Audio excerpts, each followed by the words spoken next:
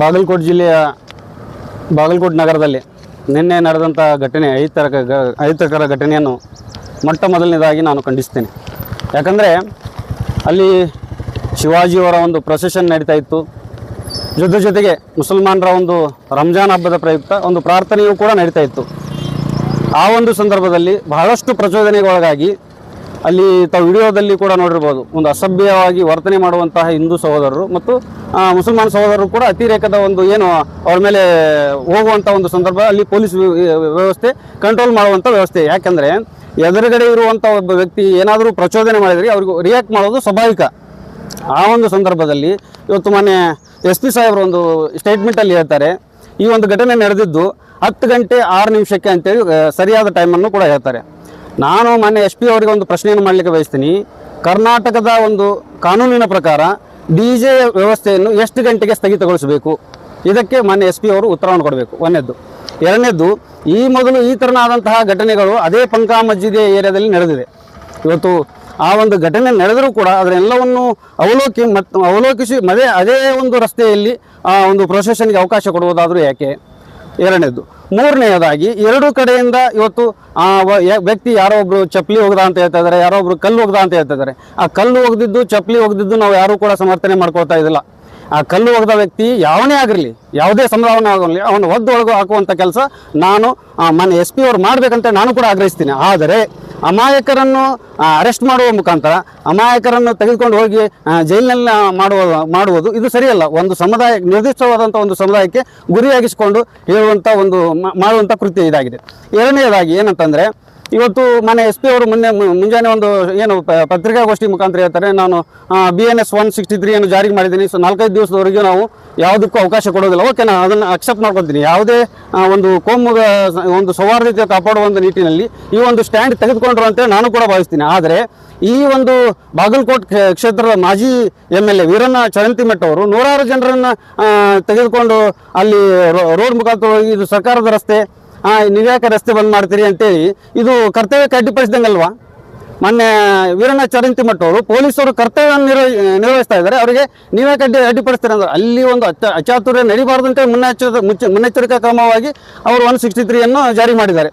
ಇವರು ಹೇಳ್ತಾರೆ ಅಂತಂದರೆ, ನಿಜವಾಗ್ಲೂ ಇದು ಬೈ ಎಲೆಕ್ಷನ್ನ ಅಜೆಂಡಾ ಆಗಿದೆ, ಇವರು ಉಪಯೋಗಿಸ್ತಾ ಇದ್ದಾರೆ. ಇವತ್ತು ಕಾಂಗ್ರೆಸ್ನ ಮಾನ್ಯ ಸಿದ್ದರಾಮಯ್ಯನವರು ಇದನ್ನು ಅರ್ಥ ಮಾಡ್ಕೊಳ್ಬೇಕು. ಈ ಹಿಂದೆ ಮಸ್ಜಿದಿಗಳು ಅನಾವಶ್ಯಕವಾಗಿ ಅಲ್ಲಲ್ಲಿ ಮಸ್ಜಿದ್ಗಳನ್ನು ಕಟ್ತಾ ಇದ್ದಾರಂತೆ ಪತ್ರಿಕಾಗೋಷ್ಠಿಗಳನ್ನು ಮಾಡ್ತಾರೆ. ಮತ್ತು ಇದೇ ಬೇಕಾಬಿಟ್ಟಿ ಹೇಳಿಕೆಯನ್ನು ಮಾನ್ಯ ಮಾಜಿ ಶಾಸಕರು ಕೊಡ್ತಾರೆ. ಒಂದು ಸೆಕ್ಟರ್ನಲ್ಲಿ 8 ಮಸ್ಜಿದ್ಗಳಿದ್ದಾವೆ, 10 ಮಸ್ಜಿದ್ಗಳನ್ನು ಬೇಕಾಬಿಟ್ಟಿ ಹೇಳಿಕೆಯನ್ನು ಕೊಡ್ತಾರಲ್ಲ. ನಿಮಗೆ ತಾಕತ್ತು ದಮ್ ಇದ್ದರೆ 8-10 ಮಸ್ಜಿದ್ಗಳನ್ನು ಬಂದು ತೋರಿಸ್ರಿ. ಅವು ಯಾವತ್ತೂ ಕೂಡ 8-10 ಮಂದಿರಗಳಿದ್ದಾವೆ, ಗುಡಿಗಳಿದ್ದಾವೆ ಅಂತ ಯಾವುದೇ ಒಬ್ಬ ಮುಸಲ್ಮಾನ ಎಲ್ಲಿ ಕೂಡ ಹೇಳಿಲ್ಲ. ನಿಮ್ಮ ರಾಜಕೀಯ ತೆವಲನ್ನು ತೀರಿಸಿಕೊಳ್ಳಲಿಕ್ಕೆ ಹಿಂದೂ ಮುಸ್ಲಿಮರ ನಡುವೆ ಜಗಳ ಹಚ್ಚಿದವರು ಮಾನ್ಯ ಮಾಜಿ ಶಾಸಕರು ಮತ್ತು ಅವರು ಛೇಲಾಗಳು ಅಂತ ಹೇಳಿಕೆ ನಾನು ಬಯಸ್ತೀನಿ. ಬಂಧುಗಳೇ, ಸೌಹಾರ್ದಯುತವಾದಂಥ ಒಂದು ನಗರ ಇದು. ಈ ನಗರದಲ್ಲಿ ಬೆಂಕಿ ಹಚ್ಚುವಂಥ ಕೆಲಸ ಮಾಡ್ತಾ ಇರೋದು ಮಾನ್ಯ BJP ಅವರು ಮತ್ತು ಈ ಒಂದು ಏನು ಗ್ಯಾಂಗ್ನ ಅವರ ಪುಡಾರಿಗಳು ಇದಾರಲ್ಲ, ಅವ್ರು ಮಾಡ್ತಾ ಇದ್ದಾರೆ. ಇವತ್ತು ಎಲ್ಲರೂ ಕೂಡ ನಾವು ಸಹೋದರತ್ವದಿಂದ 5 ದಿವಸಗಳ ಕಾಲ ಮೊದಲು ಹೋಳಿ ಹಬ್ಬವನ್ನು ಆಚರಣೆ ಮಾಡ್ತಾ ಇದ್ರು. ಈಗ 3 ದಿವಸಗಳ ಕಾಲ ಹೋಳಿ ಹಬ್ಬವನ್ನು ಆಚರಣೆ ಮಾಡ್ತಾರೆ. ನಾವೆಲ್ಲರೂ ಕೂಡ ಅವ್ರಿಗೆ ಸಹಕಾರ ಕೊಡ್ತೀವಿ. ಹಾಗಂತ ಅವರೆಲ್ಲ ಹಬ್ಬ ಹರಿದಿನಗಳಲ್ಲಿ ಕೂಡ ನಾವು ಭಾಗವಹಿಸ್ತೀವಿ. ನಮ್ಮ ಒಂದು ಈದ್ ಮಿಲಾದ್ ಸಂದರ್ಭದಲ್ಲಿ ಈದ್ದಲ್ಲಿ ಕೂಡ ಅವರು ಹಿಂದೂ ಸಹೋದರರು ಕೂಡ ಬಂದು ಭಾಗವಹಿಸ್ತಾರೆ. ಆದರೆ ಕೆಲವು ಏನು ಈ ಪುಡಾರಿಗಳು ಮಾಡುವುದರಿಂದಾಗಿ ಇವತ್ತು ಹಿಂದೂ ಇರ್ಬೋದು, ಮುಸಲ್ಮಾನ ಇರ್ಬೋದು, ಅದು ಯಾವುದೇ ವ್ಯಕ್ತಿ ಒಂದು ಸಮುದಾಯದ ನಡುವೆ ಬೆಂಕಿ ಹಚ್ಚುವಂಥ ಕೆಲಸ ಮಾಡಿದರೆ ಅವನು ದೇಶದ್ರೋಹಿ ಅಂತ ಹೇಳಿಕೆ ನಾನು ಬಯಸ್ತೀನಿ. ಇವತ್ತು ಹಿಂದೂಗಳ ನಡುವೆಯಲ್ಲಿ ಮಾಡುವಂಥ ಏನು ಬೆಂಕಿ ಹಚ್ಚುವಂಥ ಕೆಲಸ ಮಾಡಿದರೆ ಅವನು ದೇಶದ್ರೋಹಿ, ಮುಸಲ್ಮಾನರಾಗಿದ್ದರೂ ಕೂಡ ಅವನು ದೇಶದ್ರೋಹಿ ಅಂತ ಹೇಳಿಕೆ ಬಯಸ್ತೀನಿ. ಯಾಕೆ ತಾರತಮ್ಯ? ಇವ್ರು ಹೇಳ್ತಾರೆ ಇವರು ನೆಕ್ಸಲೇಟು, ಇವ್ರನ್ನ ಬೇರೆ ದೇಶಕ್ಕೆ ಕಳಿಸ್ರಿ ಅಂತಂದರೆ, ಸ್ವಾಮಿ ನೀವು ಈ ದೇಶದಲ್ಲಿ ಹುಟ್ಟಬೇಕಾದ್ರೆ ಏನಿದೆ ಐಡೆಂಟಿಟಿ? ಈ ದೇಶಕ್ಕೆ ಮುಸಲ್ಮಾನರ ತ್ಯಾಗ ಏನಿದೆ ಅಂತಂದರೆ, ಡೆಲ್ಲಿಯ ಏನು ಇಂಡಿಯಾ ಗೇಟ್ ಮೇಲ್ಗಡೆ ಹೋಗಿ ನೋಡಿ, ಈ ದೇಶಕ್ಕೆ ಮುಸಲ್ಮಾನರ ತ್ಯಾಗ ಏನಿದೆ ಅಂತಂದರೆ ಅಷ್ಟು ಜನರ ಹೆಸರುಗಳನ್ನ ಅಲ್ಲಿ ಇಂಡಿಯಾ ಗೇಟ್ಗಳಲ್ಲಿ ಬರೆದಿದೆ. ನಿಮ್ಮ ಸಂಘ ಪರಿವಾರದವ್ರ ಹೆಸರು ಒಬ್ಬರನ್ನ ತೋರಿಸ್ಕೊಟ್ಟು ಇಲ್ಲ. ನೀವು ಬೆಂಕಿ ಹಚ್ಚಲೇ ಬಂದಿದ್ದು ಇದು ಉಪಚುನಾವಣೆಯ ಅಜೆಂಡಾ ಅಂತ ಹೇಳಕ್ಕೆ ನಾನು ಬಯಸ್ತೀನಿ. ಮಾನ್ಯ SP ಅವರಿಗೆ ಈ ಮುಖಾಂತರ ನಾನು ವಿನಂತಿಯನ್ನು ಮಾಡ್ಕೊತೀನಿ. ನೀವು ಯಾವ ರೀತಿಯಾಗಿ ಒಂದು ಸಮುದಾಯದ ಯುವಕರನ್ನು ಬಂಧಿಸಿದ್ದೀರಿ, ಅದೇ ರೀತಿಯಾಗಿ ಎರಡೂ ಕಡೆಯಲ್ಲೂ ಕೂಡ ಏನು ಜಗಳ ಆಗಿದೆ. ಇವತ್ತು ಇದರಲ್ಲಿ ಏನಪ್ಪ ಅಂತಂದರೆ, ತರಕಾರಿ ಮಾರ್ಕೆಟ್ನಲ್ಲಿ ತರಕಾರಿ ಗೂಡಂಗಡಿಗಳಿಗೆ ಹೋಗಿ ಬೆಂಕಿ ಹಚ್ಚುವಂಥ ಕೃತ್ಯ ಮಾಡಿದ್ರಿ. ನಿನ್ನೆ ರಾತ್ರಿ ನಡೆದಂಥ ಘಟನೆ, ಇಲ್ಲಿವರೆಗೂ ನೀವು ಯಾಕೆ ಸುಮೋಟೋ ಕೇಸನ್ನು ಮಾಡಲಿಲ್ಲ? ಅವರನ್ನು ಯಾಕೆ ಅರೆಸ್ಟ್ ಮಾಡಲಿಲ್ಲ? ಅಥವಾ ನಿಮ್ಮ ಕಣ್ಣಿಗೆ ಕೆಂಪು ಬಟ್ಟೆಯನ್ನು ಕಟ್ಟಿಕೊಂಡಿದ್ದೀರಾ, ಕಪ್ಪು ಬಟ್ಟೆಯನ್ನು ಕಟ್ಟಿಕೊಂಡಿದ್ದೀರಾ ಅಂತೇಳಿ ಮೊನ್ನೆ SP ಅವರಿಗೆ ಕೇಳಲಿಕ್ಕೆ ಬಯಸ್ತೀನಿ. ಇವತ್ತು ಜಿಲ್ಲಾಡಳಿತದಲ್ಲಿ ಮೊನ್ನೆ DC ಅವರು ನಮಗೆ ಶಾಂತಿ ಸಭೆಯನ್ನು ಕರೆಸ್ತೀರಿ ಅಂದ್ರೆ ನೀವು ಬೆಂಕಿಯನ್ನು ಮುಚ್ಚಿ ನಮಗೆ ಶಾಂತಿ ಸಭೆ ಕರೆಸೋದ?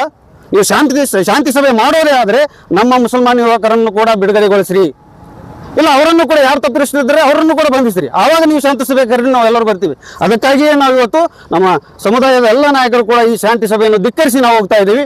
ಕಾನೂನು ಹೋರಾಟದ ಮುಖಾಂತರ ಯಾವುದೇ ವ್ಯಕ್ತಿ, ಯಾವುದೇ ಒಬ್ಬ ಸರ್ಕಾರಿ ನೌಕರನಿದ್ರು ಕೂಡ ನಾವು ಕಾನೂನು ಮುಖಾಂತರ ಏರಿಸ್ತೀವಿ.